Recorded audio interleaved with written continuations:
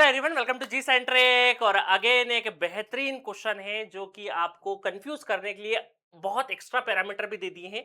ये question basically आप network के नॉलेज से भी कर सकते हो और मेजरमेंट के नॉलेज से भी कर सकते हो, जैसा आपकी इच्छा है। बट ये क्वेश्चन बेसिकली बहुत ही बोल सकते हैं कि बिल्कुल बेसिक लेवल की अंडरस्टैंडिंग अगर है आपको और कुछ चीजों से डर नहीं लगता जो एक्स्ट्रा दे रखी है, तो क्वेश्चन बड़ी आसानी से बन जाएगा।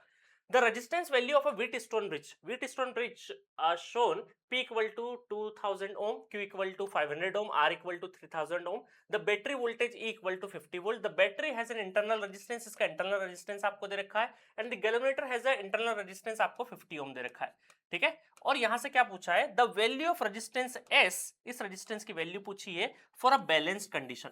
देखिए गाइस, जब भी बैलेंस कंडीशन होती है ना, तो इंटरनल रेजिस्टेंस कुछ भी हो हमें मतलब नहीं है। बैलेंस कंडीशन है, इसका मतलब है कि जो गैल्वेनोमीटर इसके डायगोनली जो आपके प्रेजेंट जो है रेजिस्टेंस P इंटू एस, उनका multiplication equal to opposite diagonal R into Q, है ना। ये व्हीटस्टोन ब्रिज का मैंने आपको वहां पे बताया नेटवर्क थ्योरी में कि जब भी 5 रेजिस्टेंस आते हैं तो व्हीटस्टोन ब्रिज का कॉन्सेप्ट पिक्चर में आता है, तो उसका ध्यान रखना था आपको। तो बहुत ही आसानी से S equal to R Q divided by P, अब वैल्यू पुट कर देते हैं। आर कितना है, आर है आपका 3000, क्यू कितना है आपका, क्यू है 500, और पी आपको दे रखा है, पी दे रखा है 2000। तो इसका मतलब है कि 3 शून्य से गया, ये चले गया 1.5, 15 5 75, मतलब 750 ohm is the correct answer. 750 ohm is the correct answer for this question, ठीक है।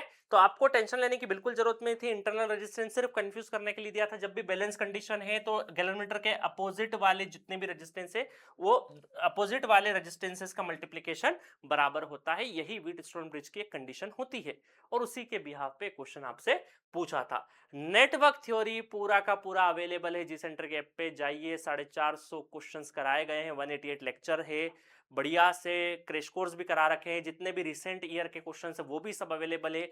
ये सब्जेक्ट आपकी इंजीनियरिंग का बेस है।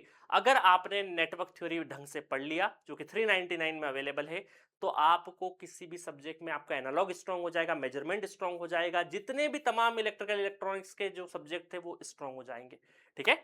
तो ये क्वेश्चन था बेहतरीन वाला, आईआईटी गुवाहाटी ने पूछा था। आपको सिर्फ कंफ्यूज करने के लिए अलग अलग इंटरनल रेजिस्टेंस दे दिया कि क्या पता कुछ होगा। जो मेजरमेंट पढ़ के नहीं गए उनको लगा कुछ और हो सकता है कुछ होगा, तो मार्क फॉर रिव्यू कर दिया और बाद में क्वेश्चन करने का सोचा, बट टाइम ही नहीं मिला, ठीक है। तो मिलते हैं नेक्स्ट क्वेश्चन में नेक्स्ट लेक्चर के साथ। Okay, thank you so much.